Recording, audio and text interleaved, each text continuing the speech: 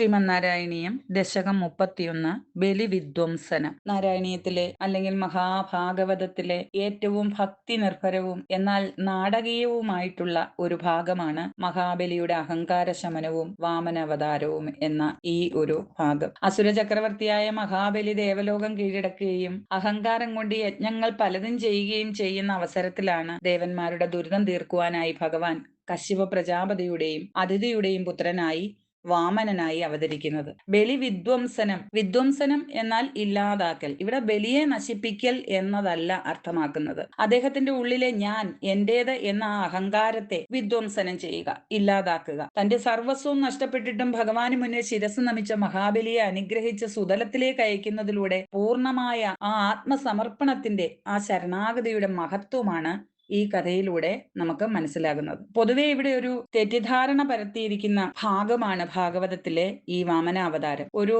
രാജാവിനെ ഭഗവാൻ ചതിച്ചു തോൽപ്പിക്കുന്ന കഥയായിട്ടാണ് തോന്നുന്നത് എങ്കിലും യഥാർത്ഥത്തിൽ മഹാബലി ഭഗവാന്റെ പ്രിയപ്പെട്ട ഭക്തന്റെ ചെറുമകനാണ്. ഭഗവാന്റെ പരമഭക്തനായ പ്രഹ്ലാദന്റെ പുത്രൻ വിരോചനൻ, അദ്ദേഹത്തിന്റെ പുത്രനാണ് ഇന്ദ്രസേനൻ അഥവാ ബലി. ആ പ്രഹ്ലാദന്റെ പരമ്പരയിൽ തുടർന്ന് വന്ന അത്രയും ഭക്തനായ ബലിയെ സ്വല്പം മാത്രം പോലും അഹങ്കാരത്തിലേക്ക് പോകുന്നു എന്ന് കണ്ടാൽ ഭഗവാൻ അവനെ തിരിച്ചു കൊണ്ടുവരും തന്നിലേക്ക്. അതാണ് ഇവിടെ സംഭവിച്ചിരിക്കുന്നത്. എന്നാൽ നമുക്ക് പൊതുവെ ഒരു തെറ്റിദ്ധാരണയുണ്ട്. നർമ്മദാ നദിയുടെ തീരത്ത് യാഗം നടത്തിയ അസുര ചക്രവർത്തിയായ മഹാബലി, ചുരുക്കത്തിൽ പുരാണത്തിലെ നർമ്മദാ തീരത്ത് യാഗം നടത്തിയ അസുര ചക്രവർത്തിയായ മഹാബലി അല്ല മാവേലിക്കര ഭരിച്ചിരുന്നത്. മറിച്ച് കേരള ചരിത്രത്തിലെ മാവേലി എന്ന് പേരുണ്ടായിരുന്ന ഒരു പ്രാദേശിക രാജാവാണ് മാവേലിക്കരയ്ക്ക് ആ പേര് നൽകിയത്. AD 9-ാം നൂറ്റാണ്ടിനും 12-ാം നൂറ്റാണ്ടിനും ഇടയിൽ കേരളം ഭരിച്ചിരുന്ന ചേര രാജാക്കന്മാരുടെ കീഴിൽ തെക്കൻ കേരളത്തിൽ ഭരണം നടത്തിയിരുന്ന നാടുവാഴികളിൽ ഒരാളായിരുന്നു മഹാബലി വാണവർക്കോൻ അഥവാ മാവേലി. ഇദ്ദേഹം വളരെ ജനപ്രിയനും നീതിമാനുമായ ഒരു ഭരണാധികാരിയായിരുന്നു എന്നാണ് പറയുന്നത്. ഈ രാജാവിന്റെ ആസ്ഥാനമായിരുന്ന കരയാണ് പിന്നീട് മാവേലിക്കര, മാവേലി വാണകര ആയി മാറിയത്. മറ്റൊരു പ്രധാന വസ്തുത കൂടി മാവേലിക്കരയ്ക്കുണ്ട്. ബുദ്ധമതവുമായിട്ടുള്ള ശക്തമായ ബന്ധമാണ്. മാവേലിക്കര ടൗണിന്റെ മധ്യഭാഗത്തിലായിട്ട് ശ്രീകൃഷ്ണസ്വാമി ക്ഷേത്രത്തിന് തൊട്ടു മുന്നിലായിട്ട് ഇന്നും സംരക്ഷിക്കപ്പെട്ടിരിക്കുന്ന ഒരു പ്രശസ്തമായ ബുദ്ധ വിഗ്രഹമുണ്ട്. പണ്ട് കേരളത്തിൽ ബുദ്ധമത ശക്തമായിരുന്ന കാലത്ത് അവിടുത്തെ പ്രധാന കേന്ദ്രങ്ങളിൽ ഒന്നായിരുന്നു ഈ പ്രദേശം. പിൽക്കാലത്ത് ബുദ്ധമതം ക്ഷയിക്കുകയും ഹൈന്ദവ പുരാണങ്ങൾക്ക് പ്രാചീനത കൈവരികയും ചെയ്തപ്പോൾ ആളുകൾ ഈ പേരിനെ പുരാണത്തിലെ മഹാബലിയുമായിട്ട് ബന്ധിച്ചു. ചുരുക്കത്തിൽ പുരാണത്തിലെ നർമ്മദാ തീരത്ത് യാഗം നടത്തിയ അസുര ചക്രവർത്തിയായ മഹാബലി അല്ല മാവേലിക്കര ഭരിച്ചിരുന്നത്. പിന്നീട് വന്ന തലമുറകൾ ഭാവനയിലൂടെയും ഐതിഹ്യത്തിലൂടെയും ഈ രണ്ട് മാവേലിമാരെയും ഒരേ വ്യക്തിയായിട്ട് കാണാൻ തുടങ്ങി എന്നുള്ളതാണ് വാസ്തവം. അങ്ങനെ ദേവേന്ദ്രനാകാൻ പോകുന്നവൻ എന്ന അർത്ഥത്തിലാണ് ഭഗവാൻ വിഷ്ണു അദ്ദേഹത്തിന് ഇന്ദ്രസേനൻ എന്ന പേര് പോലും നൽകിയത്. അതായത് ദേവന്മാര് പോലും ആഗ്രഹിക്കുന്ന സുതല ലോകത്തിന്റെ അധിപനായിട്ടാണ് മഹാബലിയെ ഭഗവാൻ മാറ്റിയത്. അവിടെ ആ സുതലത്തിന്റെ കവാടത്തിൽ കാവൽ നിൽക്കുന്നതും വാമനദേവനാണ്. അതിനെ സംബന്ധിച്ച് വളരെ മനോഹരമായിട്ടുള്ള ഒരു കഥയുണ്ട്. പത്മപുരാണത്തിലും ഭാഗവതത്തിലെ മറ്റു ചില കഥകളിലും ഒക്കെയുണ്ട്. ദിഗ്വിജയം നടത്തി ലോകം മുഴുവൻ കീഴടക്കി അഹങ്കരിച്ച് നടന്ന കാലത്താണ് രാവണൻ പാതാള ലോകമായ സുതലത്തെ കുറിച്ച് അറിയുന്നത്. മഹാബലിയെ തോൽപ്പിച്ച് തന്റെ അധികാരം ഉറപ്പിക്കുവാനായി രാവണൻ നേരെ അങ്ങോട്ട് പോയി. സാക്ഷാൽ ഭഗവാൻ മഹാവിഷ്ണുവാണ് മഹാബലിക്ക് നൽകിയ വാക്കു പാലിക്കുവാൻ അവിടെ കാവൽക്കാരനായി നിൽക്കുന്നത് എന്ന് അഹങ്കാരിയായ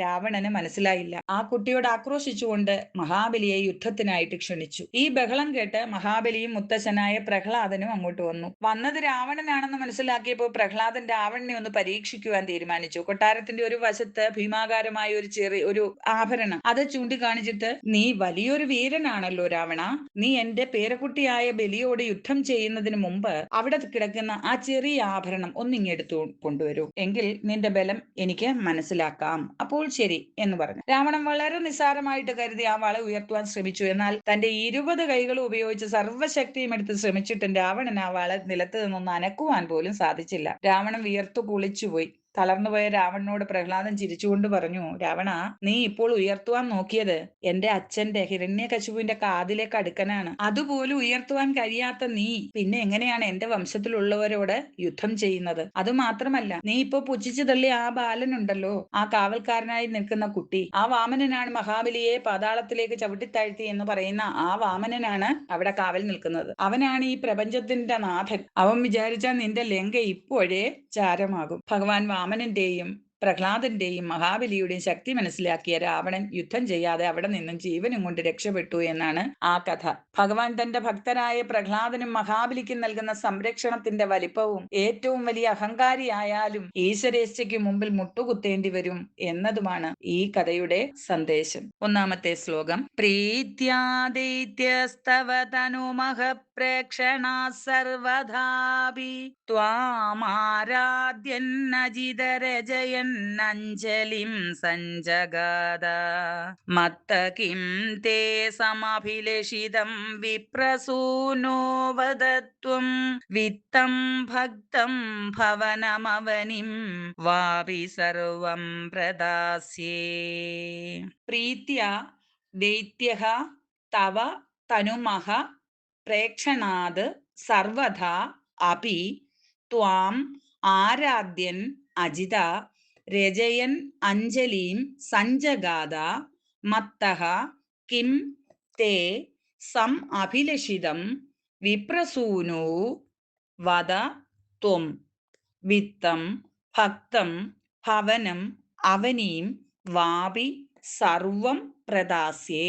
പ്രീത്യ അത്യന്തം പ്രീതിയോടെ സന്തോഷത്തോടുകൂടി ആ ബ്രാഹ്മണ കുമാരൻ ആ സഭയിലേക്ക് വന്നപ്പോൾ എല്ലാവരും ആനന്ദമനസ്കരായി തീർന്നു എന്നാണ് പറയുന്നത്. അതുകൊണ്ട് തന്നെ അത്രയും സന്തോഷത്തോടെ അദ്ദേഹത്തിനെ വരവേൽക്കുകയാണ്. ദൈത്യഹ ആ അസുര ചക്രവർത്തിയായ മഹാബലി തവ തനുമഹ പ്രേക്ഷണാത് അങ്ങയുടെ ആ ദിവ്യ ശരീരത്തിന്റെ ആ തേജസ് ഇങ്ങനെ സ്ഫുരിക്കുന്നത് കണ്ടിട്ട് അത് ദർശിച്ചുകൊണ്ട് സർവഥാ അപി എല്ലാവിധത്തിലും ത്വാം ആരാധ്യൻ അങ്ങ് ആരാധിക്കപ്പെടേണ്ടവനാണ്. ഭഗവാനെ പൂജിച്ചുകൊണ്ട് ആചാരപൂർവം തന്നെ ഹേ അജിത അലയോ ജയിക്കപ്പെടാത്തവനെ ഭഗവാനെ രജയൻ അഞ്ജലിം കൈകൾ കൂപ്പി തൊഴുതുകൊണ്ട് സഞ്ജഗാഥ ഇപ്രകാരം പറഞ്ഞു. മത്തഹ കിം തേ സമഭിലഷിതം എന്നിൽ നിന്നും അങ്ങക്ക് എന്താണ് ആഗ്രഹമുള്ളത്? ഞാൻ എന്താണ് അങ്ങയ്ക്കായിട്ട് ചെയ്തു തരേണ്ടത്? വിപ്രസൂനോ ഹേ ബ്രാഹ്മണകുമാര വദാത്വം പറഞ്ഞാലും അങ്ങ് എന്താണെന്ന് പറഞ്ഞാലും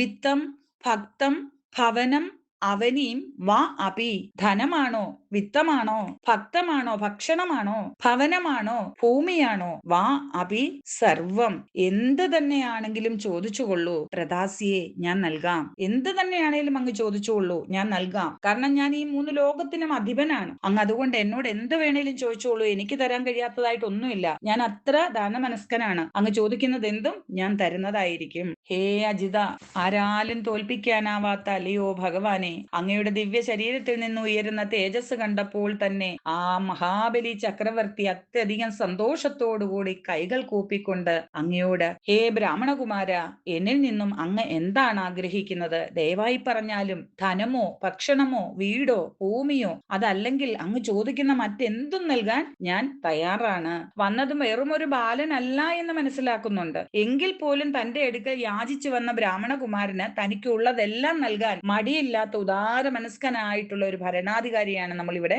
കാണുന്നത്. പ്രീത്യാദൈത്യസ്തവ തനുമഹ പ്രേക്ഷണാ സർവധാപി ത്വാം ആരാധ്യന്നജിതരജയന്നഞ്ജലിം സഞ്ജഗാദ മത്ത കിം തേ സമഭിലഷിതം വിപ്രസൂനോ വദത്വം വിത്തം ഭക്തം ഭവനമവനിം വാപി സർവം പ്രദാസ്യേ. രണ്ടാമത്തെ ശ്ലോകം. താമക്ഷീണാം ബലിഗിരമുപാകർണ്യ കാരുണ്യപൂർണോ അപ്യസ്യോത്സേകം ശമയിതുമനാദൈത്യവംശം പ്രശംസൻ ഭൂമിം പാദത്രയ പരിമിതാം പ്രാർത്ഥയാമാസിധത്വം സർവം ദേഹീതിതു നിഗദിതേ കസ്യ ഹാസ്യം ന വാസ്യാത്. താം അക്ഷീണാം ബലിഗിരം ഉപാകർണ്യ കാരുണ്യപൂർണോ അപി അസ്യ ഉത്സേകം ശമയിതുമനാഃ ദൈത്യവംശം പ്രശംസൻ ഭൂമിം പാദത്രയ പരിമിതാം പ്രാർത്ഥയാം ആസിധ ത്വം സർവം ദേഹി ഇതി തു നിഗദിതേ കസ്യ ഹാസ്യം ന വാസ്യാത്. താമക്ഷീണാം ബലിഗിരം ഉപാകർണ്യ. ഇത് കേട്ടിട്ട്, ഇപ്രകാരം ബലിഗിരം കേട്ടിട്ട്, കാരുണ്യപൂർണഃ അപി, അവിടുന്ന് ഭക്തവാത്സല്യത്താൽ പൂരിതമായിട്ടുള്ള ആ മനസ്സിനുടമയാണ് എങ്കിലും, അത്ര കാരുണ്യവാനാണ് എങ്കിലും, പരമകാരുണികനാണ് എങ്കിലും, അങ്ങ് അസ്യ ഉത്സേകം ശമയിതുമന, അവന്റെ ആ അഹങ്കാരത്തെ, ആ ഭരണാധികാരി എന്ന നിലയിലുള്ള അവന്റെ ആ ഉത്കർഷ ബോധത്തെ ഒന്ന് ശമിപ്പിക്കുവാൻ ആഗ്രഹിച്ചുകൊണ്ട് ദൈത്യവംശം പ്രശംസൻ, ആ ദൈത്യവംശത്തെ മുഴുവൻ പ്രശംസിച്ചുകൊണ്ട് സംസാരിച്ചു. അങ്ങ് പുകഴ്ത്തി പറഞ്ഞു. പൊക്കിയും ചുറ്റിനും കൂടി ഒന്ന് പൊങ്ങിക്കോട്ടെ എന്ന് വിചാരിച്ചിട്ട് വളരെ പ്രശംസിച്ചിട്ട് പ്രഹ്ലാദനടക്കമുള്ള ആ വംശത്തെ, അവരുടെ കീർത്തിയെക്കുറിച്ചൊക്കെ അങ്ങ് പുകഴ്ത്തി സംസാരിച്ചു കൊണ്ടിരുന്നു. അതിനുശേഷം ഭൂമിം പാദത്രയ പരിമിതാം പ്രാർത്ഥയാം ആസിധ ത്വം, പിന്നീട് ഭഗവാൻ വെറും 3 അടി മണ്ണ്, അതായത് പാദത്രയം, എന്റെ പാദം കൊണ്ട് ത്രയം 3 അളക്കാൻ പറ്റുന്ന 3 അടി മണ്ണ് മാത്രം മതി എനിക്ക് എന്ന് ഭഗവാൻ അവരോട് പറഞ്ഞു. എനിക്ക് ഈ കാണപ്പെടുന്നതൊന്നും വേണ്ട, എനിക്ക് ആവശ്യം ആകെ 3 അടി മണ്ണാണ്, അത് ഞാൻ എന്റെ കാലുകൊണ്ട് അളന്നെടുത്തുകൊള്ളാം. സർവം ദേഹി ഇതി തു നിഗദിതേ, സർവം ദേഹി, എല്ലാം ഇങ്ങി തന്നേക്കൂ, ഇത് ഇപ്രകാരം തു നിഗദിതേ, ഇന്ന് ഇങ്ങനെ പറയുകയാണെങ്കിൽ ആർക്കാണ് മോശമായിട്ട് തോന്നാത്തത്? ശരി, എന്നാ പിന്നെ എല്ലാം എനിക്ക് ഇങ്ങ് തന്നേരെ എന്ന് ആരെങ്കിലും പറയുവോ? മേൽപ്പത്തൂര് പറയുകയാണത്, സർവം ദേഹി, എല്ലാം ഇങ്ങ് തന്നേരൂ, ഇത് തു നിഗദിതേ, ഇന്ന് ഇപ്രകാരം ചോദിച്ചിരുന്നുവെങ്കിൽ കസ്യഹാസ്യം നവാസ്യാത്, ആർക്കാണ് ചിരി വരാത്തത്?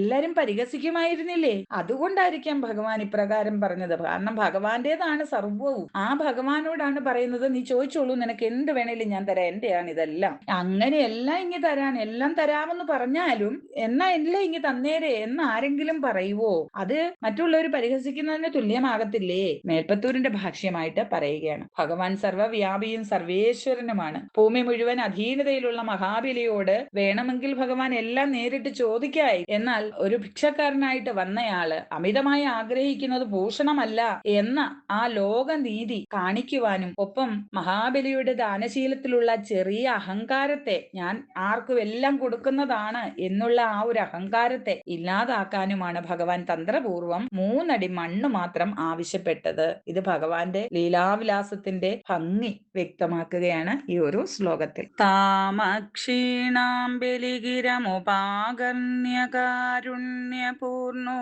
അപ്യസ്യോച്ഛേകം ശമയിതുമനാദൈത്യവംശം പ്രശംസൻ ഭൂമിം പാദത്രയ പരിമിതാം പ്രാർത്ഥയാമാസിധത്വം സർവം ദേഹീതിതു നിഗദിതേ കസ്യ ഹാസ്യം നവാസ്യാത്. 3-ാമത്തെ ശ്ലോകം. വിശ്വേശം മാം ത്രിപദമിഹ കിം യാജസേ ബാലിശസ്ത്വം സർവാം ഭൂമിം വൃണു കിമമുനേ ഇത്യാലപത്വം സദൃപ്യൻ യസ്മാദ്ദർപ്പാത് ത്രിപദ പരിപൂർത്യക്ഷമക്ഷേപവാദാൻ ബന്ധം ചാസാവഗമദദർഹോപി ഗാഢോപശാന്തി. വിശ്വേശം മാം ത്രിപദം ഇഹ കിം യാജസേ ബാലിശഃ ത്വം സർവാം ഭൂമിം വൃണു കിം അമുനെ ഇതി ആലപത് ത്വാം സഹ ദൃപ്യൻ യസ്മാത് ദർപ്പാത് ത്രിപദ പരിപൂർത്യക്ഷമ ക്ഷേപവാദാൻ ബന്ധം ച അസൗ അഗമത് അതദർഹഃ അപി ഗാഢോപശാന്തി ഗാഢ ഉപശാന്തി. സഹ ദൃപ്യൻ, തന്റെ ആ ഐശ്വര്യത്തിൽ അഹങ്കാരിയായി മാറിയ ആ ബലി ആ ബ്രാഹ്മണകുമാരനോട് ചോദിക്കുകയാണ്, ത്വം ബാലിശഃ, നീ ഇത്ര വിവേകമില്ലാത്ത കുട്ടിയാണോ? വിശ്വേശം മാം, ഞാൻ വിശ്വേശ്വരനാണ്, ഞാൻ ഈ ജഗത്തിന്റെ എല്ലാം ഉടമയാണ്. ഇഹ ത്രിപദം കിം യാജസേ, ആ എന്നോടാണോ 3 അടിയായിട്ട് മണ്ണ് ചോദിക്കുന്നത്? വെറും 3 അടി മണ്ണ് മതി എന്ന് എന്തിനാണ് നീ ചോദിക്കുന്നത്? ഞാൻ ഈ പ്രപഞ്ചത്തിന്റെ മുഴുവൻ അധിപനാണ്, ഇത് മുഴുവനും നിനക്ക് ചോദിക്കാം, നിനക്ക് ഞാൻ തരും, എനിക്ക് അതിനുള്ള കഴിവുണ്ട്. അതുകൊണ്ടാണ് പറയുന്നത്, ഈ വെറും 3 അടി മണ്ണ് എന്തിനാണ് ചോദിക്കുന്നത്? സർവാം ഭൂമിയും വൃണു, ഈ ഭൂമി മുഴുവനായും നീ ചോദിച്ചുകൊള്ളൂ, ഈ 3 അടി മണ്ണുകൊണ്ട് നിനക്ക് എന്താക്കാനാണ്? ഇതി ത്വാം ആലപത്, എന്നിങ്ങനെ അങ്ങയോട് ബലി ചോദിച്ചു. ആ ഒരു ചോദ്യത്തിന്റെ ഫലമാണ് പിന്നീട് അനുഭവിക്കേണ്ടി വന്നത് എന്ന് പറയുകയാണ്. തുടർന്ന് യസ്മാത് ദർപ്പാത്, ആ അഹങ്കാരം കാരണം തന്നെ ത്രിപദ പരിപൂർത്യക്ഷമ, 3 അടി മണ്ണ് പോലും തികച്ചു കൊടുക്കുവാൻ കഴിയാത്തവനായി തീർന്ന് ക്ഷേപവാദാഞ്ച, ആ ആക്ഷേപവാക്കുകളെയും സഹിച്ച് ബന്ധം ചാപി, ആ ബന്ധത്തെയും അനുഭവിച്ച്, ആ ബന്ധനത്തെയും അനുഭവിച്ച്, അതായത് വരുണപാശം കൊണ്ടുള്ള ആ ബന്ധനത്തെയും പിന്നീട് സഹിക്കേണ്ടതായിട്ട് വരുന്നു. അടുത്ത ശ്ലോകത്തിൽ പറയുന്നുണ്ട്. അത് മുന്നോടിയായിട്ട് മേൽപ്പത്തൂർ പറയുകയാണ്. ആ ബന്ധം ച, ആ വരുണപാശം കൊണ്ടുള്ള ആ ബന്ധനത്തെയും സഹിച്ച് അസൗ അകമത്, അവന് അനുഭവിക്കേണ്ടതായിട്ട് വന്നു. ആ മാനക്കേടും അനുഭവിക്കേണ്ടതായിട്ട് വന്നു. ബന്ധനസ്ഥനാവുകയും ചെയ്തു. അതെല്ലാം ആ ഒരൊറ്റ ചോദ്യത്തിൽ നിന്നുണ്ടായതല്ലേ? ആലോചിക്കാതെ കണ്ട, ആരാണ് വന്നത്, എന്താണ് വന്നത്, എന്താണ് ചോദിച്ചത് എന്നുള്ളത് ചിന്തിക്കാതെ തന്നെ പറഞ്ഞ മറുപടിയിൽ നിന്നാണ് നിനക്ക് ഇതെല്ലാം അനുഭവിക്കേണ്ടി വന്നത് എന്ന് മേൽപ്പത്തൂർ എടുത്തു പറയുകയാണ്. അതദർഹാബി, അതിന് നീ ഒട്ടും അർഹനല്ല എങ്കിൽ പോലും, ഇത്രയും വലിയൊരു ശിക്ഷയ്ക്ക് നീ അർഹനല്ല. കാരണം അത്ര വലിയ ദ്രോഹിയൊന്നും അല്ല ബലി.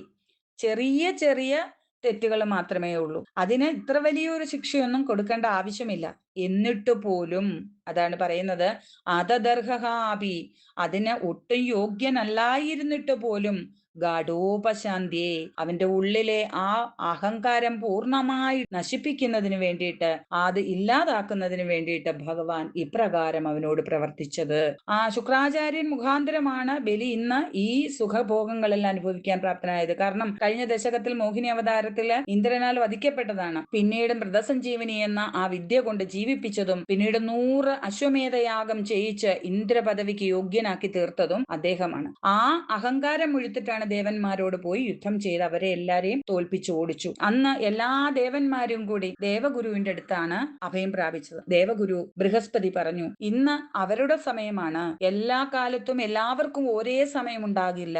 ഇന്ന് അവർക്ക് നല്ല കാലമാണെങ്കിൽ നാളെ ഒരു ചീത്തക്കാലം അവർക്കുണ്ടാകും. വിഷമിക്കേണ്ടതിന്റെ ആവശ്യമില്ല, കാത്തിരിക്കുക.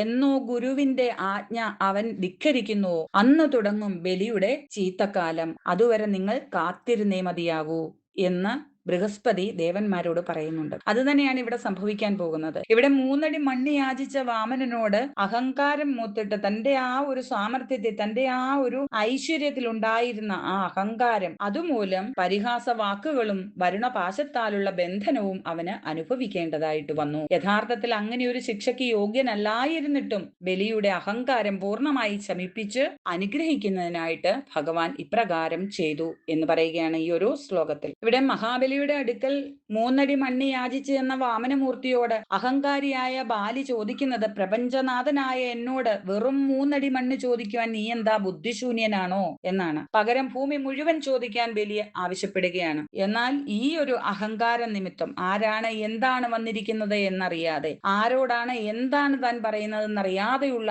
ആ സംസാരത്തിൽ നിന്നാണ് തികച്ചു 3 അടി പോലും നൽകുവാൻ കഴിയാത്തവനായി വന്ന് ആക്ഷേപവാക്കുകളും സഹിച്ച് ബന്ധനസ്ഥനാകേണ്ടിയും വന്നത്. യഥാർത്ഥത്തിൽ മഹാബലി ഈ ശിക്ഷയ്ക്കൊന്നും അർഹനല്ല എങ്കിലും അവന്റെ മനസ്സിലെ അഹങ്കാരം പൂർണ്ണമായി മാറി അവന് പരമപദം നൽകുവാൻ വേണ്ടിയാണ് ഭഗവാൻ ഈ ലീല ആടിയത് എന്ന് മേൽപ്പത്തൂർ ഈ ശ്ലോകത്തിലൂടെ സമർത്ഥിക്കുകയാണ്. വിശ്വേശം മാം ത്രിപദമിഹ കിം യാജസേ ബാലിശസ്ത്വം സർവാം ഭൂമിം വൃണു കിമമുനേ ഇത്യാലപത്വം സദൃപ്യൻ യസ്മാദ്ദർപ്പാ ത്രിപദ പരിപൂർത്യക്ഷമക്ഷേപവാദാൻ ബന്ധം ചാസാവഗമദദർഹോപി ഗാഢോപശാന്തി. ശ്ലോകം 4. പാദത്രയ്യായതിനമുദിതോ വിഷ്ടപൈർനാപി ദുഷ്യേത് ഇത്യുക്തേസ്മിൻ വരദ ഭവതേ ധാതുകാമേധതോയം ദൈത്യാചാര്യസ്തവ ഖലു പരീക്ഷാർത്ഥിന പ്രേരണാത്തം മാമാദേയം ഹരിരയമിതി വ്യക്തമേവാവഭാഷേ. പാദത്രയ്യ യദിന മുദിതഃ വിഷ്ടപൈഃ നാഭി തുഷ്യേത് ഇതി ഉക്തേ അസ്മിൻ വരദ ഭവതേഃ ധാതുകാമഃ അഥ തോയം ദൈത്യാചാര്യഃ തവ ഖലു പരീക്ഷണാർത്ഥിനഃ പ്രേരണാത് തം മാ ദേയം ഹരിഹി അയം ഇതി വ്യക്തം ഏവ അപഭാഷേ പാദത്രയ യതിന മുദിതഃ.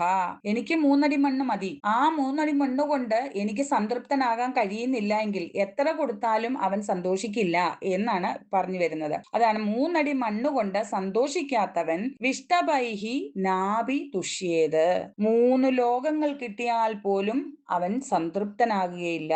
ഇതി ഉക്തേ അസ്മിൻ എന്ന് അങ്ങനെ ആ ബ്രാഹ്മണകുമാരൻ മറുപടി പറഞ്ഞപ്പോൾ, അങ്ങനെ വരദ അല്ലയോ വരദായകനെ പ്രഭു, ഭവതഃ ധാതുകാമഃ അത തോയം, അങ്ങയ്ക്ക് ദാനം നൽകുവാനായി കൈകളിൽ ജലം എടുക്കുവാൻ മഹാബലി തുനിഞ്ഞപ്പോൾ ദൈത്യാചാര്യഃ അസുരഗുരുവായ ദൈത്യാചാര്യർ തവ പ്രേരണ ഖലു പരീക്ഷണാർത്ഥിനഃ, അങ്ങയുടെ പ്രേരണയാൽ അവനെ ഒന്ന് പരീക്ഷിക്കുന്ന, അതായത് മഹാബലിയെ പരീക്ഷിക്കണം, തന്റെ ഗുരുവായ ശുക്രാചാര്യരുടെ വാക്ക് അവൻ അനുസരിക്കുന്നുണ്ടോ എന്ന് പരീക്ഷിക്കുന്നതിന് വേണ്ടിയിട്ട് തന്നോടുള്ള ആ ഒരു ഭക്തിയാണോ അതോ ഗുരുവിനോടുള്ള ഭക്തിയാണോ, തന്റെ ആ ഭക്തനെ പരീക്ഷിക്കുവാൻ ആഗ്രഹിച്ച അങ്ങ് തന്നെ അങ്ങയുടെ പ്രേരണയാൽ ആ ശുക്രാചാര്യനെ കൊണ്ട് ഇപ്രകാരം പറയിച്ചു. തം മാമാദേയം, അവനോട് നൽകരുത്, ദാനം ചെയ്യരുത്.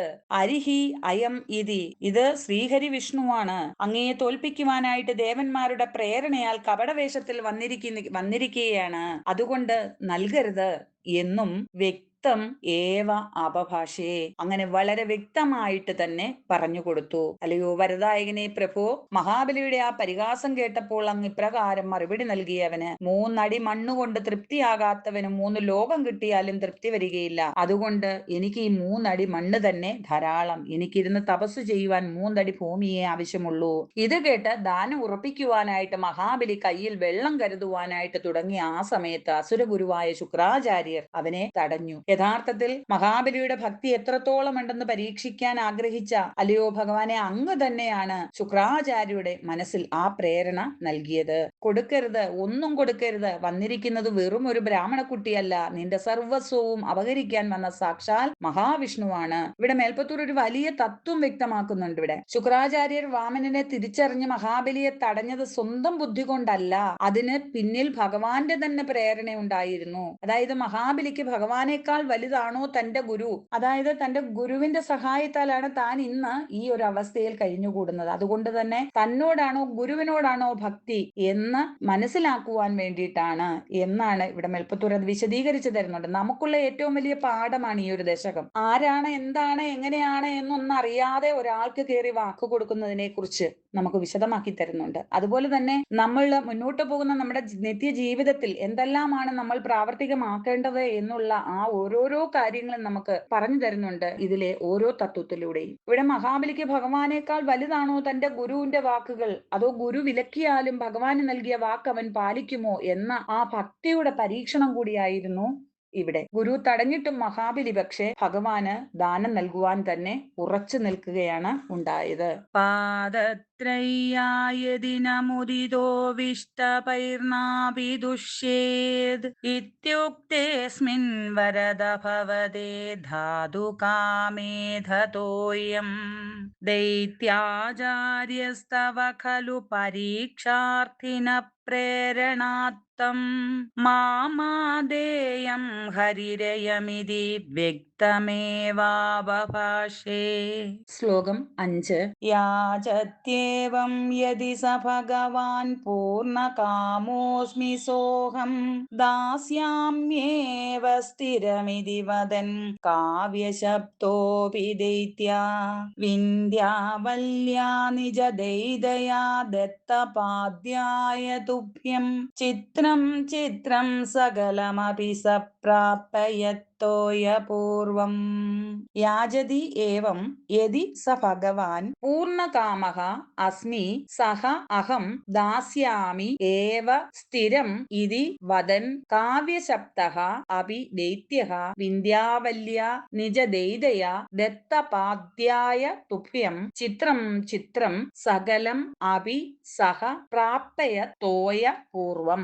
സാക്ഷാൽ ജഗദീശ്വരനായ ആ ഭഗവാൻ എന്നോട് ഇപ്രകാരം യാചിക്കുകയാണെങ്കിൽ ഞാൻ പൂർണ്ണമായും കൃതാർത്ഥനായി കഴിഞ്ഞു. എന്റെ ജന്മം സഫലമായി. യാചതി, ഈ യാചിച്ചത് ഏവം യതിസ ഭഗവാൻ, ആ ഭഗവാനാണ് എന്നോട് ഇപ്രകാരം യാചിച്ചത് എങ്കിൽ, ഏതൊരു ഭഗവാനാണോ പ്രപഞ്ചം മുഴുവൻ നാഥനായിരിക്കുന്നത്, ആ ഭഗവാൻ എന്റെ മുന്നിൽ വന്ന് ഇപ്രകാരം മൂന്നടി മണ്ണ് യാചിക്കുകയാണെങ്കിൽ അതിനേക്കാൾ വലിയ ഭാഗ്യം എനിക്കിനി എന്താണ് വരാനുള്ളത്? സാധാരണയായി മനുഷ്യരാണ് ദൈവത്തോട് യാചിക്കാറുള്ളത്. എന്നാൽ ഇവിടെ പ്രപഞ്ചനാഥനായ ഈശ്വരൻ തന്റെ മുന്നിൽ ഒരു യാചകനായി നിൽക്കുന്നു. ഇത് തന്റെ പരമഭാഗ്യമായി മഹാബലി കരുതുന്നു. രാജ്യം പോയാലും വേണ്ടില്ല, ഭഗവാന്റെ യാചന സഫലമാക്കുക എന്നതാണ് തന്റെ ധർമ്മമെന്ന് അദ്ദേഹം ഉറപ്പിച്ചു തന്നെ പറയുകയാണ് ചെയ്തത്. യാചതി ഏവം യതിസ ഭഗവാൻ പൂർണ്ണകാമഃ അസ്മി ദാസ്യാമി ഏവ സ്ഥിരം ഇതി വദൻ കാവ്യശബ്ദഃ അപി ദൈത്യഃ.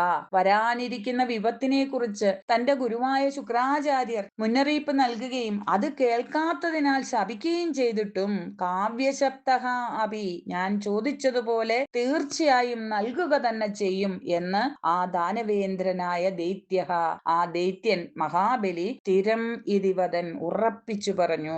ഗുരുവിന്റെ ശാപം അത്രമേൽ ഭയാനകമാണ്. എന്നാൽ ഭഗവത് ഭക്തിക്ക് മുന്നിൽ മഹാബലിക്ക് ഗുരുശാപം പോലും ഒരു തടസ്സമായില്ല. അവിടെ താൻ നൽകിയ വാക്കിൽ നിന്നും ധർമ്മത്തിൽ നിന്നും ഒരടി പോലും പിന്നോട്ടില്ല എന്ന ഉറച്ച നിലപാടിലായിരുന്നു മഹാബലി. വിന്ധ്യാവല്യ നിജദൈതയാ ദത്തപാദ്യായ തുഭ്യം, തന്റെ പ്രിയ പത്നിയായ വിന്ധ്യാവല്ലി പാദങ്ങൾ കഴുകുവാനുള്ള വെള്ളം പകർന്നു നൽകിയപ്പോൾ ആ പാദ്യജലം സ്വീകരിച്ച അങ്ങയ്ക്ക് തുഭ്യം.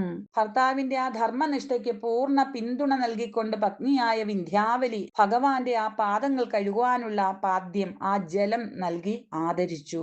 ഒരു ഉത്തമ ഭക്തിയായ ഭാര്യയുടെ കടമയാണ് ഇവിടെ കാണുന്നത്. ചിത്രം ചിത്രം സകലമപി, എന്തൊരു വിചിത്രമാണ്, അത്ഭുതം അത്ഭുതം, എത്രയോ അത്ഭുതമാണ്. തനിക്കുള്ളതെല്ലാം സകലമപി, രാജ്യവും സമ്പത്തും ഒടുവിൽ സ്വന്തം ശരീരവും കയ്യിൽ ജലം കോരിയൊഴിച്ച് ആ ദാനസങ്കല്പം ചെയ്ത് ആ മഹാബലി അങ്ങയ്ക്ക് പൂർണ്ണമായി സമർപ്പിച്ചു. ഗുരുവായ ശുക്രാചാര്യർ വിലക്കിയിട്ടും ശാപഭയം ഉണ്ടായിട്ട് പോലും മഹാബലി തന്റെ വാക്കിൽ നിന്ന് പിന്മാറിയില്ല. ജഗന്നാഥനായ ഭഗവാൻ തന്റെ മുന്നിൽ യാചകനായി വന്ന് നിൽക്കുന്നത് കാണാൻ കഴിഞ്ഞത് തന്നെ തന്റെ ഭാഗ്യമാണെന്ന് അദ്ദേഹം കരുതി. തുടർന്ന് മഹാബലിയുടെ പത്നിയായ വിന്ധ്യാവലി ഭഗവാന്റെ കാൽ കഴുകാൻ വെള്ളമൊഴിച്ചു നൽകുകയും മഹാബലി അതീവ സന്തോഷത്തോടെയും ഭക്തിയോടെയും തനിക്കുള്ളതെല്ലാം വാമനമൂർത്തിയായ അങ്ങയുടെ പാദങ്ങളിൽ ധാരപൂർവം സമർപ്പിക്കുകയും ചെയ്തു. വെള്ളമൊഴിച്ച് അങ്ങനെ സമർപ്പിക്കുകയും ചെയ്തു. ഒരു അസുര ചക്രവർത്തിയിൽ നിന്നുണ്ടായ ഈ പരമമായ ത്യാഗവും ഈശ്വര സമർപ്പണവും എത്രയോ അത്ഭുതം തന്നെയാണ്.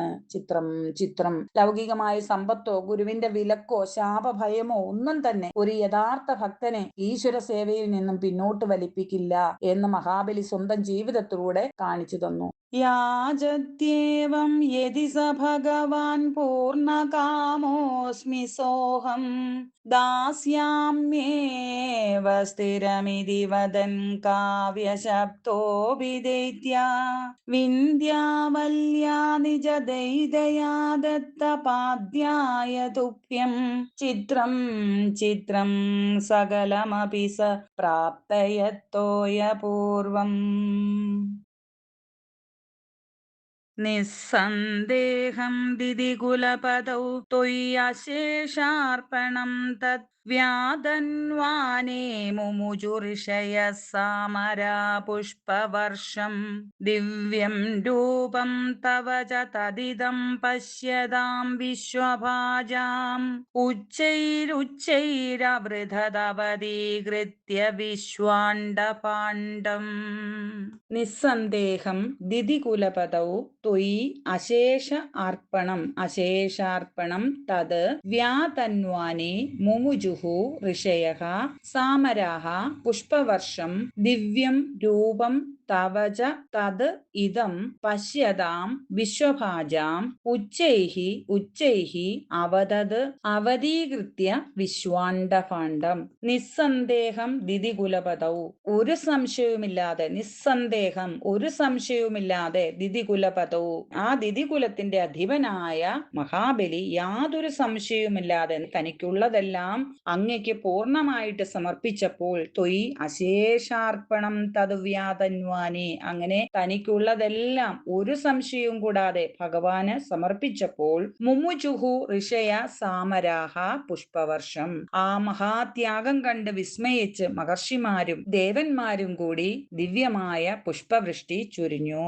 ആ ഒരു അവസരത്തിൽ ദിവ്യം രൂപം തവച തദിതം പശ്യതാം വിശ്വഭാജാം. പ്രപഞ്ചത്തിലെ സകല ജീവജാലങ്ങളും പശ്യതാം നോക്കി നിൽക്കെ അങ്ങയുടെ ആ ദിവ്യരൂപം, തവച തദിതം ദിവ്യരൂപം, അങ്ങയുടെ ആ ദിവ്യരൂപം പിടുന്നനെ ഉച്ചൈഹി ഉച്ചൈഹി അവതീകൃത്യ ആ ബ്രഹ്മാണ്ടത്തിന്റെ അതിരുകൾ വരെ മുട്ടിക്കൊണ്ട് മുകളിലേക്ക് മുകളിലേക്ക് വളരെ ഉയരത്തിൽ വളർന്നു വലുതായി. മഹാബലി ചക്രവർത്തി ഒട്ടും മടിപ്പ് കൂടാതെ തന്നെ തന്റെ സർവസ്വവും വാമനനായ ഭഗവാന്റെ പാദങ്ങളിൽ സമർപ്പിച്ചു കഴിഞ്ഞപ്പോൾ ആ അത്ഭുത പ്രവൃത്തി കണ്ട ആകാശത്ത് നിന്ന് ദേവന്മാരും ഋഷീശ്വരന്മാരും പുഷ്പവൃഷ്ടി നടത്തി. ആ നിമിഷം തന്നെ അവിടെ കൂടിയിരുന്ന സകല ചരാചരങ്ങളും അത്ഭുതത്തോടെ നോക്കി നിൽക്കെ ഒരു ചെറിയ ബ്രാഹ്മണ വടുവായിരുന്ന ആ ബ്രാഹ്മണ കുമാരൻ ആ ഭഗവാന്റെ ദിവ്യ രൂപം കൈക്കൊണ്ടുകൊണ്ട് മുകളിലേക്ക് മുകളിലേക്ക് വളരുവാൻ തുടങ്ങി. ഈ പ്രപഞ്ചത്തിന്റെ അതിരുകളായിട്ടുള്ള ബ്രഹ്മാണ്ട കടാകം വരെ മുട്ടത്തക്ക വിധം ഭഗവാൻ തന്റെ ആ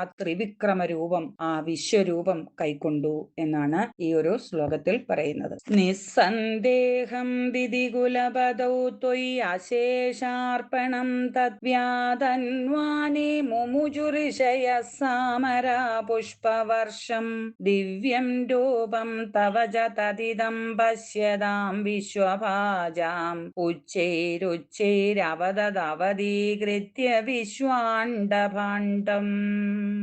ശ്ലോകം 7. ത്വത്പാദാഗ്രം നിജപദഗതം പുണ്ഡരീകോദ്ഭവോऽസൗ കുണ്ഠിതോയൈരസിജദപുനാദ്യജ്ജലം വിശ്വലോകാൻ ഹർഷോത്കർഷാത്സു ബഹുനനൃതേ ഖേചരൈ ഉത്സവേസ്മിൻ ഭേരീം നിഘ്നൻ ഭുവനമചരജ്ജാംബവാൻ ഭക്തിശാലീ. ത്വത്പാദാഗ്രം നിജപദഗതം പുണ്ഡരീകോദ്ഭവഃ അസൗ കുണ്ഠിതോയൈഃ അസിജത് അപുനാത് യത് ജലം വിശ്വലോകാൻ ഹർഷോത്കർഷാത് സുബഹു നനൃതേ ഖേചരൈഃ ഉത്സവഃ അസ്മിൻ ഭേരീം നിഘ്നൻ ഭുവനം അചരത് ജാംബവാൻ ഭക്തിശാലി. അങ്ങനെ ഭഗവാൻ ആ വിശ്വരൂപം പൂണ്ടപ്പോൾ ഭഗവാന്റെ കാൽപാദം ബ്രഹ്മലോകം വരെ ഉയർന്നു എന്നും അങ്ങനെ ആ ബ്രഹ്മാവ് തന്റെ കുണ്ടീതോയം കൊണ്ട് ആ പാദം കഴുകിച്ചു എന്നും ആ ഒരു സന്തോഷാധിക്യത്താൽ ജാമ്പവാൻ ഉൾപ്പെടെയുള്ള എല്ലാവരും ഭയങ്കരമായിട്ട് സന്തോഷിച്ചുകൊണ്ട് ഭേരി മുഴക്കിക്കൊണ്ട് ആഘോഷിച്ചു എന്നും പറയുകയാണ് ഈ ഒരു ശ്ലോകത്തിൽ. ത്വത്പാദ അഗ്രം, ഭഗവാന്റെ ആ പാദത്തിന്റെ അഗ്രം, അതായത് ആ ഭഗവാന്റെ കാൽ വിരലുകളുടെ ആ അഗ്രം നിജ പദഗതം, സ്വന്തം പദത്തിൽ എത്തിയപ്പോൾ, അതായത് ബ്രഹ്മാവിന്റെ ആ സത്യലോകത്തിൽ എത്തിയപ്പോൾ അസൗ പുണ്ടരീകോദ്ഭവ, ആ ബ്രഹ്മാവാകട്ടെ അപ്പോൾ കുണ്ടീതോയൈഹി, തന്റെ കമണ്ഡലുവിലെ ജലം കൊണ്ട് അസിജത്, ആ പാദത്തെ കഴുകിച്ചു. ഏത് ജലം, ഏതൊരു ജലമാണോ ഭഗവാന്റെ കാൽ കഴുകിയ ആ തീർത്ഥജലം, വിശ്വലോകാൻ, പ്രപഞ്ചത്തിലെ സകല ലോകങ്ങളെയും അപുനാത്, പവിത്രമാക്കിയത്. ആ ജലമാണ് പിന്നീട് ഗംഗാ നദിയായിട്ട് മാറിയത്. ആ ജലം ഭഗവാന്റെ പാദതീർത്ഥമാണ്. ഇത്രയും പവിത്രമായ ഭഗവാന്റെ ആ പാദതീർത്ഥമാണ് അത്, ആ ഗംഗാജലം എന്നാണ് പറയുന്നത്. അസ്മിൻ ഉത്സവ, ഈ ഉത്സവവേളയിൽ ദേവന്മാർ അത്രയും കാലം അസുരന്മാരെ ഭയന്ന് ഒളിവിൽ താമസിക്കുകയായിരുന്നു. ഇപ്പോൾ തങ്ങൾക്കൊരു മോക്ഷം കിട്ടും എന്നുള്ള ആ ഒരു സന്തോഷത്താൽ, അതിന്റെ ആ ആധിക്യത്താൽ വളരെയധികം സന്തോഷിക്കുകയാണ് ചെയ്യുന്നത്. അതാണ് പറയുന്നത്, അത് ഒരു ഉത്സവവേളയാക്കിക്കൊണ്ട് ഹർഷ ഉത്കർഷാത്, ആനന്ദ അതിരേകം കൊണ്ട്, സന്തോഷം സഹിക്കാനാകാതെ, ഖേചരൈഹി, ആകാശചാരികളായിട്ടുള്ള ദേവന്മാരോടൊപ്പം സുബഹു നൃതേ, മനോഹരമായിട്ട് നൃത്തം ചെയ്തു. ഭക്തിശാലി ജാംബവാൻ, ആ ഭക്തിശാലിയായിട്ടുള്ള ഭഗവാന്റെ പരമഭക്തനായ ജാംബവാൻ ആ ദേവന്മാരോടുകൂടി നൃത്തം ചെയ്തു. മാത്രമല്ല ഭേരീം നിഘ്നൻ, പെരുമ്പുറ മുഴക്കിക്കൊണ്ട്, ഭുവനമചരത്, ലോകം മുഴുവൻ ചുറ്റിക്കൊണ്ടിരുന്നു. അങ്ങനെ ഭഗവാന്റെ ആ കാൽപാദം വളർന്ന് ബ്രഹ്മലോകത്തെത്തിയപ്പോൾ ബ്രഹ്മാവ് തന്റെ കമണ്ഡലുവിലെ ജലമെടുത്ത് ആ പാദങ്ങൾ കഴുകി പൂജിച്ചു. ആ പാദതീർത്ഥമാണ് പിന്നീട് പ്രപഞ്ചത്തെ മുഴുവൻ പവിത്രമാക്കുന്ന ഗംഗാനദിയായിട്ട് മാറിയത്. ഭഗവാന്റെ ആ പാദം, അതാണ് ഹരിപാദ തീർത്ഥം എന്നാണ് ഗംഗാനദിയെ വിളിക്കുന്നത് തന്നെ. ഭഗവാന്റെ ഈ വിക്രമം കൊണ്ട് ഭക്തനായ ജാമ്പവാൻ സന്തോഷം കൊണ്ട് ആകാശചാരികളായ ദേവന്മാരോടൊപ്പം നൃത്തം ചെയ്യുകയും കയ്യിൽ പെരുമ്പറ കൊട്ടിക്കൊണ്ട് ജഗദീശ്വരന്റെ വിജയം ആഘോഷിച്ചുകൊണ്ട് ലോകം മുഴുവൻ ചുറ്റിക്കറങ്ങുകയും ചെയ്തു എന്ന് പറയുകയാണ് ഈ ഒരു ശ്ലോകത്തിൽ.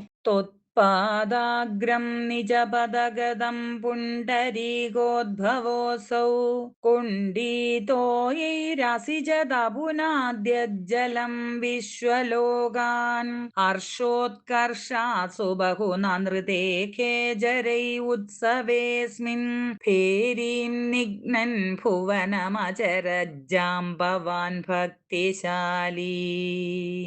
എട്ടാമത്തെ ശ്ലോകം. താവദ്ദേത്യാസ്തുനുമതിമൃതേ ഭർത്തുരാരബ്ധയുദ്ധ ദേവോപേതൈർഭവതനുചരൈ സങ്കദാഭംഗമാപൻ കാലാത്മായം വസതി പുരതോ യദ്വശാത് പ്രാഗ്ജിതാസ്മ കിം വോ യുദ്ധൈരിതി ബലിഗിരാതേദപാതാളമാഭൂ. താവത് ദൈത്യാഃ തു അനുമതിം ഋതേ ഭർത്തുഃ ആരബ്ധ യുദ്ധാഃ ദേവോപേതൈഃ ഭവത് അനുചരൈഃ സങ്കദാഃ ഭംഗം ആപൻ കാലാത്മാ അയം വസതി പുരതഃ യത് വശാത് പ്രാഗ് ജിതാഃ സ്മ കിം വഹ യുദ്ധൈഃ ഇതി ബലിഗിര തേ അധ പാതാളം ആപുഃ. താവത് ആ സമയത്ത് ഭഗവാന്റെ ആ വിശ്വരൂപം പൂണ്ടപ്പോൾ ഭർത്തുഹു അനുമതിം ഹൃദേ തങ്ങളുടെ സംരക്ഷകനായിട്ടുള്ള ആ മഹാബലിയുടെ അനുമതി കൂടാതെ തന്നെ ഭയന്ന് മറ്റുള്ള അസുരന്മാരെല്ലാവരും കൂടി യുദ്ധം ആരംഭിച്ചു. ദൈത്യഹ തു അപ്പോൾ ആ അസുരന്മാരാകട്ടെ ദേവ ഉപേതൈഹി ഭവത് അനുചരൈഹി ആ ദേവന്മാരോട് ചേർന്ന് വന്ന ആ ഭഗവാന്റെ പാർഷദന്മാരുമായിട്ട് ഏറ്റുമുട്ടി ഭംഗം ആവൻ തോൽവിയടഞ്ഞു. അങ്ങനെ പരാജയപ്പെട്ട അവരോട് ബലി പറയുകയാണ്, അയം കാലാത്മാ പുരതഃ വസതി. ഇതാ ഈ കാലസ്വരൂപനായ സാക്ഷാൽ ഈശ്വരൻ നമ്മുടെ മുമ്പിൽ നിൽക്കുന്നു. ഈ കാലത്തിന്റെ അധിപനായിട്ടുള്ള ഭഗവാനാണ്. ആ ഭഗവാന്റെ അനുഗ്രഹത്താലാണ് കാലം നമുക്ക് അനുകൂലമായിട്ട് വരുന്നത്. ആ കാലം നമുക്ക് അനുകൂലമായി നിന്നപ്പോൾ നമുക്ക് പല ജയങ്ങളും സംഭവിച്ചു. ഇന്ന് ആ കാലാധിപൻ നമ്മുടെ മുമ്പിൽ വന്ന് നിൽക്കുകയാണ് നമുക്ക് എതിരായിട്ട്. അപ്പോൾ നമുക്ക് ഈ യുദ്ധത്തിൽ എപ്രകാരമാണ് ജയിക്കുവാൻ സാധിക്കുക? അയം കാലാത്മാ പുരതഃ വസതി. ഇതാ ആ കാലസ്വരൂപനായ സാക്ഷാൽ ഈശ്വരൻ നമ്മുടെ മുമ്പിൽ നിൽക്കുന്നു. യദുവശാല് ആരുടെ അനുഗ്രഹം കൊണ്ടാണോ, ഏതൊരാളുടെ അനുഗ്രഹത്താലാണോ കാലം അനുകൂലമാകേണ്ടത്, ആ കാലാധിപനാണ് നമ്മുടെ മുമ്പിൽ വന്ന് നിൽക്കുന്നത്. പ്രാഗ്ജിതഃ സ്മ നമ്മൾ മുമ്പ് ആ ദേവന്മാരെ ജയിച്ചിരുന്നത് ആ കാലാധിപന്റെ അനുകൂലം കൊണ്ടാണ്. അന്ന് നമുക്ക് കാലം അനുകൂലമായിരുന്നു. എന്നാൽ ഇപ്പോൾ നമുക്ക് ആ കാലം നമ്മുടെ എതിരായിട്ടാണ് നിൽക്കുന്നത്. കിം വഹ യുദ്ധൈഹി നിങ്ങൾക്ക് ഈ യുദ്ധം എങ്ങനെ ജയിക്കുവാനാണ്? അതുകൊണ്ട് നിങ്ങൾക്ക് ഈ യുദ്ധം കൊണ്ട് എന്ത് കാര്യമാണുള്ളത്? യുദ്ധം നിർത്തുവിൻ. ഇതി ബലിഗിര ഇപ്രകാരം ബലിയുടെ വാക്കുകൾ കേട്ടിട്ട് തേ അധ പാതാളം ആപുഹു അവർ എല്ലാവരും പിന്നീട് യുദ്ധം അവസാനിപ്പിച്ച് പാതാളത്തിലേക്ക് പോയി. ഭഗവാന്റെ പെട്ടെന്നുള്ള ആ വിശ്വരൂപ ദർശനം കണ്ട് ഭയന്ന അസുരന്മാര് തങ്ങളുടെ രാജാവായ മഹാബലിയുടെ അനുവാദം പോലും ചോദിക്കാതെ ദേവന്മാരോടും ഭഗവാന്റെ ആ അനുചരന്മാരായിട്ടുള്ള പാർഷദന്മാരോടുമാണ് ഏറ്റുമുട്ടിയത്. അപ്പോൾ ആ ഭഗവാന്റെ സേനയ്ക്ക് മുമ്പിൽ അവർക്ക് ജയിക്കുവാനായില്ല, പരാജയം സമ്മതിക്കേണ്ടി വന്നു. ഇത് കണ്ട മഹാബലി ചക്രവർത്തി തന്റെ സൈന്യത്തോടായിട്ട് പറയുകയാണ്, വിലക്കിക്കൊണ്ട്, കാലസ്വരൂപനായ ഈശ്വരനാണ് നമ്മുടെ മുമ്പിൽ നിൽക്കുന്നത്. മുമ്പ് നമുക്ക് വിജയം തന്നത് ഈ കാലമാണ്. ഇപ്പോൾ ആ കാലം നമുക്ക് അനുകൂലമല്ല. അതിനാൽ ഇനി യുദ്ധം ചെയ്യുന്നതിൽ നമുക്ക് ഒരർത്ഥവുമില്ല. അതുകൊണ്ട് യുദ്ധം നിർത്തിയാലും നിങ്ങൾ എന്ന് അവരോട് പറഞ്ഞു. അത് കേട്ടിട്ട് അവർ പാതാളത്തിലേക്ക് മടങ്ങിപ്പോയി. താവദ്ദേത്യാ स्तुनुमतिमृते भर्तुरारब्धयुद्धा देवोपेदैर्भवदनुचरैः सङ्कदा भङ्कमापन् कालात्मायं वसति पुरतो यद्वशात् प्राग्जिता स्म किं वो युद्धैरिति बलिगिरा तेथ पाताളമാപൂ. ഒൻപതാമത്തെ ശ്ലോകം. പാശൈർബന്ധം പദകപതിനാ ദൈത്യമുച്ചൈരവാദി താർത്തീകീയം ദിശ മമ പദം കിം ന വിശ്വേശ്വരോസി പാദം മൂർധ്നി പ്രണയ ഭഗവൻ നിത്യകമ്പം വദന്തം പ്രഹ്ലാദസ്ത്വം സ്വയമുപഗതോ മാനയന്നസ്തവിത്വാം. പാശൈഃ ബന്ധം പദകപതിനാ ദൈത്യം ഉച്ചൈഃ ആവാദിഃ താർത്തീകീയം ദിശ മമ പദം കിം ന വിശ്വേശ്വരഃ അസി പാദം മൂർധനി പ്രണയ ഭഗവൻ ഇതി അകമ്പം വദന്തം പ്രഹ്ലാദഃ തം സ്വയം ഉപഗതഃ മാനയൻ അസ്തവീത് ത്വാം. പദകപതിനാ പാശൈഃ ബന്ധം. പദകപതി പക്ഷികളുടെ രാജാവായ ഗരുഡൻ. ആ ഗരുഡനാൽ പാശൈഃ ബന്ധം പാശത്താൽ ബന്ധിക്കപ്പെട്ടു. വരുണപാശത്താൽ ഭഗവാന്റെ ആ ആജ്ഞയനുസരിച്ച് വരുണപാശത്താൽ ബന്ധിക്കപ്പെട്ട ദൈത്യം ഉച്ചൈഹി ആവാദി. ആ ദൈത്യം ആ അസുരരാജാവിനോട്, ആ മഹാബലിയോട് ഉച്ചൈഹി വളരെ ഉച്ചത്തിൽ ആവാദിഹി ഭഗവാൻ വിളിച്ചു ചോദിച്ചു. മമ താർത്തീകീയം പദം ദിശ, എന്റെ ആ മൂന്നാമത്തെ അടിക്കുള്ള സ്ഥലം എവിടെയാണെന്ന് കാണിച്ചു തരൂ. കിംന വിശ്വേശ്വരഃ അസി, നീ വലിയ വിശ്വേശ്വരനല്ലേ, നീ എല്ലാ ലോകത്തിന്റെയും അധിപനല്ലേ, നിനക്ക് എന്തും തരാൻ പറ്റും എന്നല്ലേ നീ എന്നോട് പറഞ്ഞത്. ആ നിനക്കെന്താണ് എനിക്ക് മൂന്നാമത്തെ അടി ചവിട്ടുവാനുള്ള മണ്ണ് തരാനില്ലേ, എവിടെയാണത്, കാണിച്ചു തരൂ എന്ന് ഉച്ചത്തിൽ അവനോട് വിളിച്ചു ചോദിച്ചു. എന്റെ മൂന്നാമത്തെ അടിക്കുള്ള സ്ഥലം എവിടെയാണ്? നീ വിശ്വേശ്വരനല്ലേ, പ്രപഞ്ചം മുഴുവൻ ഭരിക്കുന്ന നീ പറഞ്ഞ വാക്ക് പാലിക്കുവാൻ പറ്റാത്തവനാണോ എന്ന് കാണിച്ചു തരൂ. ഭഗവൻ പാദം മൂർധനി, ഭഗവൻ പാദം മൂർധനി പ്രണയ. അല്ലയോ ഭഗവാനെ, അങ്ങയുടെ മൂന്നാമത്തെ പാദം എന്റെ മൂർധാവിൽ വെച്ചാലും ഇതി അകമ്പം വദന്തം എന്നിങ്ങനെ ഒട്ടും കൂസലില്ലാതെ ശാന്തമായിട്ട് പറഞ്ഞ ആ മഹാബലിയെ സ്വയം ഉപഗതഃ പ്രഹ്ലാദഃ, സ്വയം എത്തിച്ചേർന്ന ആ പ്രഹ്ലാദൻ, അവിടെ സ്വയം നേരിട്ടെത്തിയ അദ്ദേഹത്തിന്റെ മുത്തശ്ശനായ പ്രഹ്ലാദൻ മാനയൻ അവനെ ആദരിച്ചുകൊണ്ട് ത്വാം അസ്തവീത്, അങ്ങയെ ഭക്തിപൂർവം സ്തുതിച്ചു. ഭഗവാൻ തന്റെ രണ്ടടികൾ കൊണ്ട് ഭൂമിയും സ്വർഗവും അളന്നെടുത്തു. മൂന്നാമത്തെ അടിക്കായിട്ട് സ്ഥലമില്ലാതെ വന്നപ്പോൾ വാക്കുപാലിക്കാത്തവനാണ് ഇവൻ എന്ന് വരുത്തി തീർക്കുവാനായിട്ട് ഭഗവാന്റെ നിർദ്ദേശപ്രകാരം ഗരുഡൻ മഹാബലിയെ വരുണപാശം കൊണ്ട് വരിഞ്ഞു മുറുക്കി. എന്നിട്ട് ഭഗവാൻ ഉച്ചത്തിൽ മഹാബലിയോട് ചോദിച്ചു, നീ വിശ്വേശ്വരനല്ലേ, നിന്റെ വാക്കെവിടെ, എന്റെ മൂന്നാമത്തെ അടി ഞാൻ എവിടെ വയ്ക്കണം? എന്നാൽ ഈ കഠിന പരീക്ഷയിലും മഹാബലി ഒട്ടും കുലുങ്ങിയില്ല. അദ്ദേഹം അതീവ ശാന്തനായിട്ട് ഭഗവാനോട് പറഞ്ഞു, അല്ലയോ ഭഗവാനെ, അങ്ങയുടെ മൂന്നാമത്തെ പാദം ഇതാ എന്റെ തലയിൽ വെച്ചാലും. തന്റെ കൊച്ചുമകന്റെ ഈ പരമമായ ആത്മസമർപ്പണവും ഈ പരമമായ ഭക്തിയും അധർമ്മത്തിന് വഴങ്ങാത്ത ആ ഒരു മനസ്സും ആ ഭക്തിയും കണ്ട് വിസ്മയിച്ച് ഭക്ത ശിരോമണിയായിട്ടുള്ള പ്രഹ്ലാദൻ അവിടെ പ്രത്യക്ഷപ്പെട്ടു. സ്വയം തന്റെ ചെറുമകനെ ആശ്ലേഷിച്ചുകൊണ്ട് ആദരിച്ച് ഭഗവാനെ ഭക്തിപൂർവം സ്തുതിക്കുകയും ചെയ്തു എന്ന് പറയുകയാണ് ഈ ഒരു ശ്ലോകത്തിൽ. പാശൈർബന്ധം പദകപതിനാ ദൈത്യമുച്ചൈരവാദി താർത്തീകീയം ദിശ മമ പദം കിം ന വിശ്വേശ്വരോസി പാദം മൂർധ്നി പ്രണയ ഭഗവൻ നിത്യകമ്പം വദന്തം പ്രഹ്ലാദസ്തം സ്വയമുപഗതോ മാനയന്നസ്തവീത്വാം. പത്താമത്തെ ശ്ലോകം. ദർപ്പോച്ചിത്തൈ വിഹിതമഖിലം ദൈത്യ സിദ്ധോസി പുണ്യൈർ ലോകസ്തേ സ്തോത്രിദിവ വിജയീ വാസവത്വം ച പശ്ചാത് മത്സായുജ്യം ഭജജ പുനരിത്യന്വഗൃഹ്ണാ ബലിം തം വിപ്രൈ സന്താനിതമഖവരാ പാഹി വാദാലയേശ.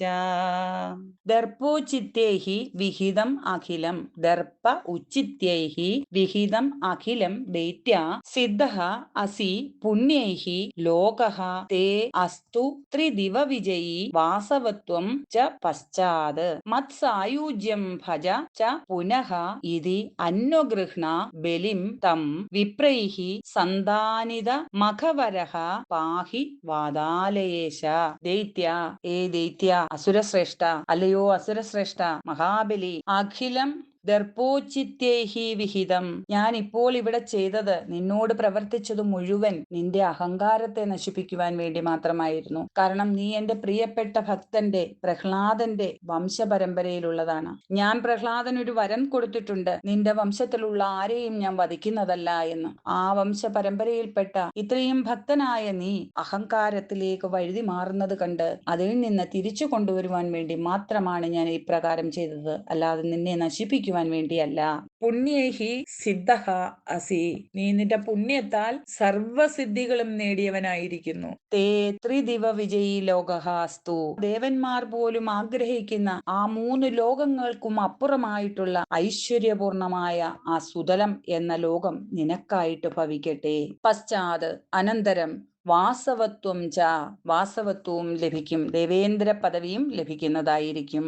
അടുത്ത മന്വന്തരത്തിൽ നിനക്ക് ദേവേന്ദ്ര പദവിയും ആ വാസവത്വം ദേവേന്ദ്ര പദവി അതും ലഭിക്കുന്നതായിരിക്കും. പുനഃ, പിന്നീട്, മത്സായുജ്യം ഭജഃ ച, ഒടുവിൽ നീ എന്നിൽ തന്നെ വന്നു ചേരുകയും ചെയ്യും, നിനക്ക് മോക്ഷവും പ്രാപ്തമാകും. ഇതി തം ബലിം അന്വഗൃഹ്ണ, ഇപ്രകാരം ബലിയോട് പറഞ്ഞ് അവനെ അനുഗ്രഹിച്ചിട്ട് ഭഗവാൻ വിപ്രൈഹി സന്താനിതഃ മഖവരഃ, ആ വിപ്രന്മാരെ കൊണ്ട്, അതായത് ബ്രാഹ്മണരെ കൊണ്ട് ആ മുടങ്ങിപ്പോയ യാഗം പൂർത്തീകരിച്ചിട്ട് അവിടെ നിന്നും അപ്രത്യക്ഷനായി. ഹേ വാതാലേശ, അല്ലയോ ഗുരുവായൂരപ്പ, ഇപ്രകാരമൊക്കെയുള്ള അല്ലയോ ഭഗവാനെ അങ്ങ് മാം പാഹി. അങ്ങനെ ആ മഹാബലിയുടെ പരമമായ ത്യാഗത്തിൽ പ്രീതനായ ഭഗവാൻ അദ്ദേഹത്തെ ആ ബന്ധനത്തിൽ നിന്നും, ആ വരുണപാശത്താലുള്ള ബന്ധനത്തിൽ നിന്നും മോചിപ്പിച്ചു. അതിനുശേഷം പ്രകാരം അരുളി ചെയ്തു, അല്ലയോ ദൈത്യശ്രേഷ്ഠ, അങ്ങയുടെ ഗർവം ശമിപ്പിക്കുവാൻ വേണ്ടി മാത്രമാണ് ഞാൻ ഇപ്രകാരമെല്ലാം ചെയ്തതും അങ്ങയോട് പറഞ്ഞതും. അങ്ങയാൽ ചെയ്യപ്പെട്ട പുണ്യകർമ്മങ്ങൾ അങ്ങയെ ദൈത്യന്മാരിൽ വെച്ച് അതിശ്രേഷ്ഠനാക്കിയിരിക്കുന്നു. സ്വർഗത്തെക്കാൾ സുന്ദരമായ, ദേവന്മാർ പോലും കൊതിക്കുന്ന സുതലം എന്ന ലോകം അത് നിന്റേതായിട്ട് ഭവിക്കട്ടെ. അവിടെ ഞാൻ നിനക്ക് കാവൽക്കാരനായി ഉണ്ടാകും. ഭഗവാൻ മഹാബലിയുടെ തലയിൽ കാൽ വെച്ച് അദ്ദേഹത്തെ പാതാളത്തേക്കാൾ മനോഹരമായ സുതലം എന്ന സ്വർഗതുല്യമായ ലോകത്തിലെ രാജാവായി വാഴിച്ചു. ആ മഹാബലിയുടെ ഭക്തിയെ സംപ്രീതനായ വിഷ്ണു ഭഗവാൻ സുതലത്തിന്റെ കാവൽക്കാരനായി എന്നും അദ്ദേഹത്തോടൊപ്പം വാമനനായി ഉണ്ടാകുമെന്ന് ഉറപ്പും നൽകി. തന്റെ പ്രജകളെ പിരിഞ്ഞു പോകുന്നതിൽ വിഷമിച്ച മഹാബലിക്ക് വർഷത്തിലൊരിക്കൽ തന്റെ പ്രജകളെ വന്നു കാണുവാനുള്ള അനുഗ്രഹവും വാമനദേവൻ നൽകി. ഈ വരവാണ് മലയാളി ഓണമായിട്ട് ആഘോഷിക്കുന്നത്. മഹാബലിയുടെ ദർപ്പശമനത്തിന്റെ അവസാന ഭാഗം കേവലം ഒരു പരാജയത്തിന്റെ കഥയല്ല, മറിച്ച് ഐഹികമായ സമ്പത്തിനേക്കാളും പ്രശാന്തിയെക്കാളും വലുത് ഈശ്വരനിലേക്കുള്ള പൂർണ്ണമായ ആത്മസമർപ്പണമാണ് എന്ന് തെളിയിക്കുന്ന ഉത്തമമായൊരു ഉദാഹരണമാണ് ഈ ഒരു ദശകം. അതിനെ വളരെ ഭംഗിയായി വിശദീകരിച്ച് മേൽപ്പത്തൂർ അവസാനം തന്റെ ആ രോഗത്തിന് മുക്തി തരണമേ എന്ന് പ്രാർത്ഥിച്ചുകൊണ്ട് ഈ ദശകം ഇവിടെ അവസാനിപ്പിക്കുന്നു. ദർപ്പോച്ചിത്യൈ വിഹിതമഖിലം ദൈത്യാ സിദ്ധോസി പുണ്യൈർ ലോകസ്തേ സ്തോത്രിദിവ വിജയീ വാസവത്വം ച പശ്ചാത് മത്സായുജ്യം ഭജ ച പുനരിത്യന്വഗൃഹ്ണാ ബലിം തം വിപ്രൈ സന്താനിതമഖവരാ പാഹി വാതാലയേശ. സർവത്ര ഗോവിന്ദനാമ സങ്കീർത്തനം, ഗോവിന്ദ ഗോവിന്ദ. ഹരി ഓം.